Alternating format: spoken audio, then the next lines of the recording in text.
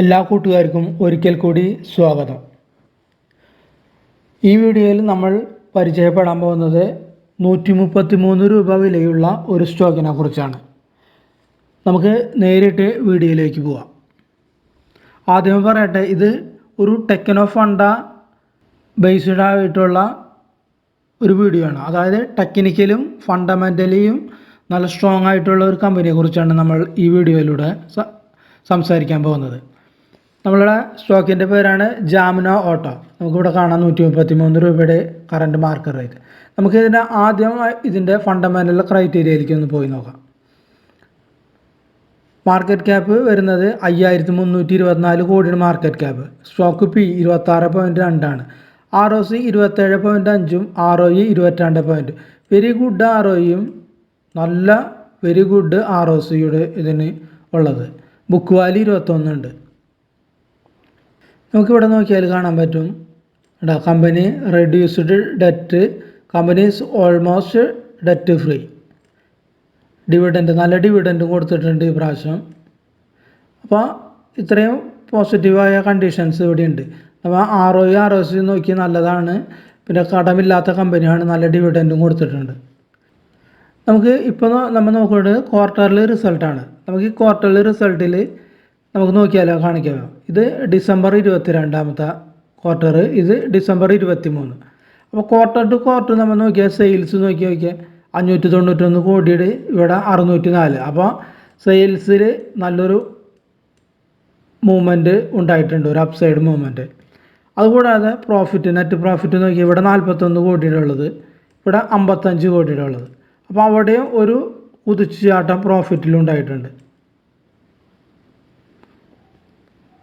EPS 1 ഇവിടെ ഉള്ളത് 1.38. അപ്പോൾ അവിടെയും കുതിച്ചിടും. അപ്പോൾ നമ്മൾ നോക്കിയപ്പോൾ ROE ROC നന്നായിട്ട് കൂടി നിൽക്കുന്നു. കടമില്ലാത്ത കമ്പനിയാണ്. പ്രോഫിറ്റിലും സെയിൽസിലും ക്വാർട്ടർ നോക്കുമ്പോൾ നല്ല ഗ്രോത്ത് ഉണ്ടായിട്ടുണ്ട്. പ്രൊമോട്ടേഴ്സിൻ്റെ കയ്യിലും അത്യാവശ്യം ഷെയർസ് ഉണ്ട്. ഏകദേശം 50% ഷെയർസ് പ്രൊമോട്ടേഴ്സിൻ്റെ കയ്യിലുണ്ട്. അപ്പോൾ ഒട്ടും മോശമല്ല അത്. അപ്പോൾ ഫണ്ടമെൻ്റലി നോക്കുമ്പോൾ നമുക്ക് ഇത്രയും കാര്യങ്ങളാണ് ജാമുന ഓട്ടോ എന്ന് പറയുന്ന ഈ ഷെയറിൽ കാണാനുള്ളത്. നമുക്കിത് ചാർട്ടിലേക്ക് ഒന്ന് പോയി നോക്കാം. അപ്പോൾ ഇതാണ് നമ്മളോട് ഇൻട്രാഡേ ചാർട്ട്. നമുക്ക് നോക്കിയാലറിയാം, ഇൻട്രാഡേ ചാർട്ടിൽ നോക്കിയാൽ ഈ ഭാഗത്ത് ആദ്യം നമ്മൾ നോക്കുമ്പോൾ തന്നെ കാണാനായിട്ട് സാധിക്കുന്നത് ഈ ഭാഗത്ത് കണ്ട ഓരോ കയറ്റത്തിൽ നല്ല വോളിയം ക്രിയേറ്റ് ചെയ്തിട്ടുണ്ട്. ഇതൊരു വോളിയം ബാർ ഇവിടെ വന്നിട്ടുള്ളത്. ഈ ബാർ ഒരു ഗ്രീൻ ബാർ, പക്ഷെ താഴ്ചയിൽ വോളിയം കുറവുണ്ട്. മനസ്സിലായി? ഈ താഴ്ചയിൽ വോളിയം കുറവ്, പക്ഷെ കയറ്റത്തിൽ നല്ല വോളിയം ഉണ്ട്. അത് മെയിൻ ചെയ്യേണ്ടത് നല്ല കയറ്റം ഉണ്ട് എന്നുള്ളതാണ് അതുകൊണ്ട് നമ്മൾ ഉദ്ദേശിക്കുന്നത്. അല്ലെങ്കിൽ താഴ്ചയിലും ആരെങ്കിലും സെല്ല് ചെയ്യുമ്പോൾ നല്ല വോളിയം വരില്ല, അവിടെ വോളിയം ഇല്ല.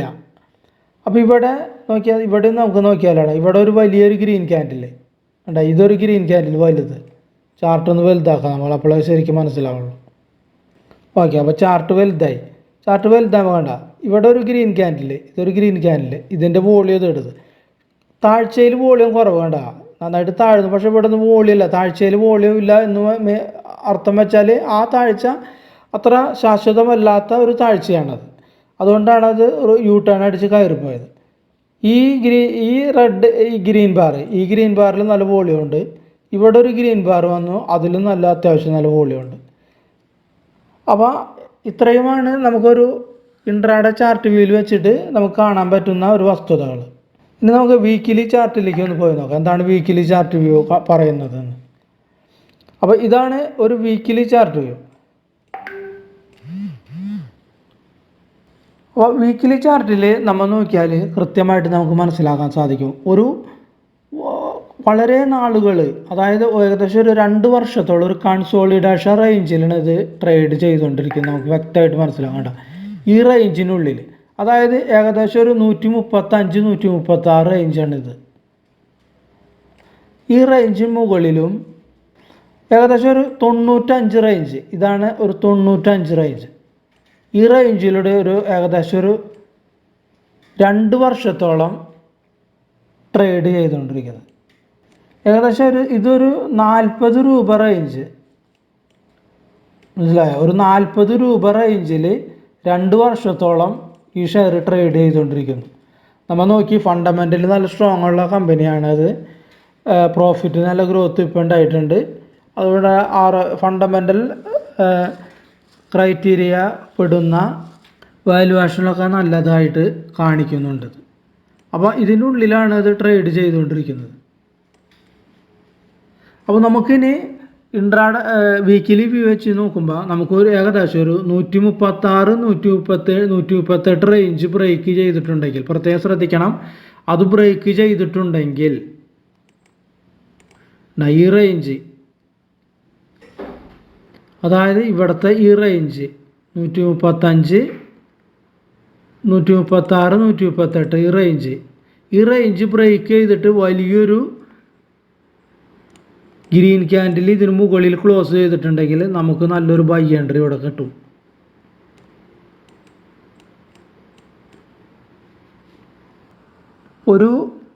അത് ബ്രേക്ക് ചെയ്തിട്ടുണ്ടെങ്കിൽ നമുക്കൊരു സ്വിംഗ് ട്രേഡിങ്ങോ ഒരു മീഡിയം ടൈമോ പല രീതിയിലുമായിട്ട് നമുക്കിതിൽ ട്രേഡിങ് ഓപ്പർച്യൂണിറ്റി ഉണ്ട്. അപ്പോൾ കാരണം എന്തെന്ന് വെച്ചാൽ ഫണ്ടമെൻ്റലി നമ്മൾ നോക്കിയാലോ, അപ്പോൾ നല്ല സ്ട്രോങ് ആണ്. അപ്പോൾ ഒരു മീഡിയം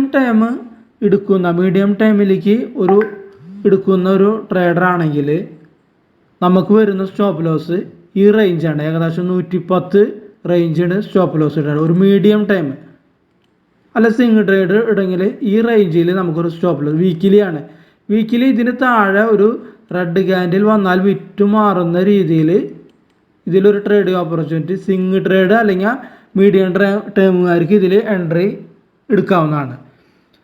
കാരണം അത്രയും നമ്മൾ എടുത്താൽ മതി. അപ്പോൾ തന്നെ നമുക്കൊരു 28 രൂപയോളം അവിടെ റിസ്ക് വരുന്നത്. നമ്മൾ 138 എൻട്രി എടുക്കുമ്പോൾ ഏകദേശം 110 + 20 138 രൂപയുടെ റിസ്ക് എടുക്കുന്നത് ഒരു ഷെയറുമാണ്. അത്ര റിസ്ക് എടുത്താൽ മതി. നമ്മൊരു മീഡിയം ഒരു സിംഗിൾ ട്രേഡ് ആകുമ്പോൾ അത്ര റിസ്ക് ആവശ്യമായിട്ട് വരുന്നുള്ളൂ. മുകളിലേക്ക് നമുക്കൊരു 10%, 20% ഈസി ആയിട്ട് കിട്ടാനായിട്ട്. പക്ഷേ നമ്മൾ പ്രത്യേകം ശ്രദ്ധിക്കേണ്ട ഒരു കാര്യം, ഇത് വലിയ മൂവ്മെൻറ്റ്സിൽ പെട്ടെന്ന് ചാടി കയറി പോകുന്ന ഒരു ഷെയറല്ല, പതുക്കെ പോകുന്ന ഒരു ഷെയർ. നമുക്ക് ഇതിന് മൂവ്മെൻറ്റ്സ് നോക്കിയാൽ തന്നെ കാണാൻ പറ്റും കേട്ടോ. പതുക്കെ തന്നെ ഓരോ ക്യാൻഡിൽ വലിയ ക്യാൻഡിൽസ് വളരെ കുറവാണ്. ചെറിയ ക്യാൻഡിൽസാണ് ഇവിടെ വരുന്നത്. വലിയ ക്യാൻഡിൽസ് ഇവിടെ വരെ വന്നിട്ടുണ്ട്. പിന്നെ അത് ഇവിടെയും ഒരു വലിയ ക്യാൻഡിൽസ്, അല്ലാത്തതൊക്കെ വേണ്ട ചെറിയ മൂവ്മെൻറ്റ്സിലുള്ള ക്യാൻഡിൽസാണ്. അപ്പോൾ അത് പ്രത്യേകം ശ്രദ്ധിക്കണം. പെട്ടെന്നുള്ളൊരു കയറ്റം ഈ സ്റ്റോക്കിൽ ഉണ്ടാവുന്നില്ല. അപ്പോൾ ക്ഷമയോടെ വേണം ഇതിൽ കാത്തിരിക്കാനായിട്ട്. അപ്പോൾ നമ്മൾ സിംഗിൾ ട്രേഡിങ് അല്ലെങ്കിൽ മീഡിയം ടൈം ഇൻവെസ്റ്റേഴ്സിനെ കുറിച്ച് നമ്മൾ പറഞ്ഞു കഴിഞ്ഞു. 137, 138 മുകളിൽ ക്ലോസ് ഇട്ടെങ്കിൽ നമുക്കൊരു ബൈ എൻട്രിയും 110 നമുക്കൊരു സ്റ്റോപ്പ് ലോസും ഇടാവുന്നതാണ്. 28 രൂപ നമ്മൾ അപ്പോൾ അതിൽ റിസ്ക് എടുക്കുന്നു. ഇനി കുറച്ചും കൂടിയും ഒരു മീഡിയം ടു ലോങ് ടേമിലേക്ക് എടുക്കുന്ന ആൾക്കാർക്ക്, ലോങ് ടേമിൽ ഒരു 2 വർഷത്തെ കാലാവധി എടുക്കുന്നവരുണ്ടെങ്കിൽ നമുക്കതിൽ ചെയ്യാൻ പറ്റുന്നത് നമ്മൾ അപ്പോൾ മന്ത്ലി ചാർട്ട് വ്യൂ ഒന്ന് നോക്കേണ്ടതായിട്ട് വരും. അപ്പോൾ നമുക്ക് മന്ത്ലി ചാർട്ട് വ്യൂയിലേക്ക് ഒന്ന് പോവാം. അപ്പോൾ ഇതാണ് മന്ത്ലി ചാർട്ട്. അപ്പോൾ നമ്മൾ എൻട്രി അവിടെ തന്നെയാണ്, മന്ത്ലി ചാർട്ട് വ്യൂവിൻ്റെ എൻട്രി അവിടെ തന്നെയാണ്. അപ്പോൾ മന്ത്ലി ചാർട്ട് വ്യൂ എടുക്കുമ്പോൾ നമുക്ക് വ്യക്തമായിട്ട് മനസ്സിലാവും. എന്ത് മനസ്സിലാവും? നമുക്കിവിടെ ഒരു ലൈൻ ഒന്ന് വരച്ച് നോക്കാം. ഇതാണ് ഇവിടുത്തെ ഒരു ഇത് 99.50 ആയിരുന്നു ഇത് റെസിസ്റ്റൻസ്. 99.100 ഈ റെസിസ്റ്റൻസ്. ഇതൊരു റെസിസ്റ്റൻസ് പോയിന്റ് ആയിരുന്നു ഇത്. ഇവിടെ ഒരു നല്ലൊരു റെസിസ്റ്റൻസ് പെട്ടെന്ന് കയറി അവിടെ നിന്നാണ് താഴ്ന്നു വന്നത്. ആ ലൈൻ നമ്മൾ ഒരു നീട്ടി വരയ്ക്കുന്നു ഇവിടെ. ഈ ലൈൻ നമ്മൾ ഒന്ന് നീട്ടി വരയ്ക്കുന്നു. അപ്പോൾ ഈ ലൈൻ നീട്ടി വരച്ചപ്പോൾ ഇവിടെ ഇത് ഒരു റെസിസ്റ്റൻസ് ആയിട്ട് ആക്ട് ചെയ്തിരുന്നത്, ആ റെസിസ്റ്റൻസ് ബ്രേക്ക് ചെയ്തിട്ട് പോയി. അതിനുശേഷം നമ്മൾ ഈ പറഞ്ഞ 135 റേഞ്ച് വരെ പോയി. അതിനുശേഷം വേണ്ട കറക്റ്റ് നമ്മൾ ഇവിടുത്തെ ഈ റെസിസ്റ്റൻസ് ഇവിടെ സപ്പോർട്ടായിട്ട് എടുത്തു. ഒരു യൂട്ടേൺ അടിച്ചു. അപ്പോൾ ഇവിടെയാണ് നമുക്ക് ഒരു ലോങ് ടേമിലേക്ക് അല്ലെങ്കിൽ മീഡിയം ടു ലോങ് ടേമിലേക്ക് പരിഗണിക്കുന്ന ഒരു ഇൻവെസ്റ്റർ ചെയ്യേണ്ട ഒരു സപ്പോർട്ട് പോയിന്റ് ഇതാണ്. ഏകദേശം ഒരു 98-97 റേഞ്ചാണ് ഇത്. അപ്പോൾ ഇതൊരു മേജർ ഒരു സപ്പോർട്ട് പോയിൻ്റായിട്ട് ഇവിടെ ആക്ട് ചെയ്യും. അപ്പോൾ ഒരു ലോങ് ടേമിലേക്ക് വ്യൂ ഉള്ള ഒരു ഇൻവെസ്റ്റർ ആണെങ്കിൽ ഈ റേഞ്ചിൽ ആണ് സ്റ്റോപ്പ് ലോസ് കീപ്പ് ചെയ്യേണ്ടത്. അഥവാ നമ്മളെ നിഗമനത്തിനെതിരെ കുറച്ച് അങ്ങോട്ട് പോയി പിന്നെ താഴുകയാണെങ്കിൽ ഇവിടെ ഇതുപോലെ ഒരു റെഡ് ക്യാൻഡിൽ എങ്ങാനും ക്ലോസിങ് ഇവിടെ വന്നിട്ടുണ്ടെങ്കിൽ അപ്പോൾ ഉള്ള നഷ്ടം സഹിച്ച് ഇത് വിറ്റുമാറുക എന്നുള്ളതാണ് ലോങ് ടേം ഇൻവെസ്റ്ററിനെ കുറിച്ച് പറയാനുള്ള കാര്യങ്ങൾ. അപ്പോൾ നമ്മൾ ഒരു സ്വിങ് ടു ഷോർട്ട് ടേം പറഞ്ഞു. അതുകൂടാതെ ഒരു മീഡിയം ടു ലോങ് ടേം ഇൻവെസ്റ്റേഴ്സിന് എങ്ങനെ ഈ ഷെയറിൽ അപ്രോച്ച് ചെയ്യണമെന്നുള്ളത്. അപ്പോൾ ഈ ലെവൽസ് എഴുതി വയ്ക്കുക. ഏത് രീതിയിലുള്ള ഇൻവെസ്റ്റർ ആണെന്ന് വെച്ചാൽ ഈ ലെവൽസ് ഒരു ബുക്കിൽ എഴുതി വയ്ക്കുക, എന്നിട്ട് മാത്രം ഇതിൽ എൻട്രി ചെയ്യുക. അപ്പോൾ ആദ്യമേ പറഞ്ഞു വീക്കിലി ക്ലോസിങ് ഇതിന് മുകളിൽ വരണം, ഏകദേശം 138 മുകളിൽ വന്നാൽ മാത്രമേ നമുക്ക് ഇതിലൊരു എൻട്രി അഭികാമ്യമായിട്ടുള്ളൂ. അല്ലെങ്കിൽ വീണ്ടും ഒരു കൺസോളിഡേഷൻ റേഞ്ചിൽ തന്നെ പോകും. ഇതിന് മുകളിൽ വീക്കിലി ക്ലോസിങ് പ്രത്യേകം ശ്രദ്ധിക്കണം. വീക്കിലി ക്ലോസിങ് ഹൈ പോയിട്ട് കാര്യമില്ല, വീക്കിലി ക്ലോസിങ് വന്നെങ്കിൽ മാത്രമേ ഇവിടെ ഒരു എൻട്രി നമുക്കൊരു അഭികാമ്യമുള്ളൂ. അല്ലെങ്കിൽ ഇതൊരു കുറച്ച് നാളും കൂടി ഒരു കൺസോളിഡേഷൻ റേഞ്ചിൽ തന്നെ പോകാനായിട്ട് സാധ്യത, എന്നിട്ട് ചിലപ്പോൾ കയറും. അപ്പോൾ ഇവിടെ ഒരു ഗ്രീൻ ക്യാൻഡിൽ ഇതിന് മുകളിൽ ക്ലോസിങ് ഉണ്ടെങ്കിൽ നമുക്കൊരു എൻട്രിയും പരിഗണിക്കാവുന്നതാണ്.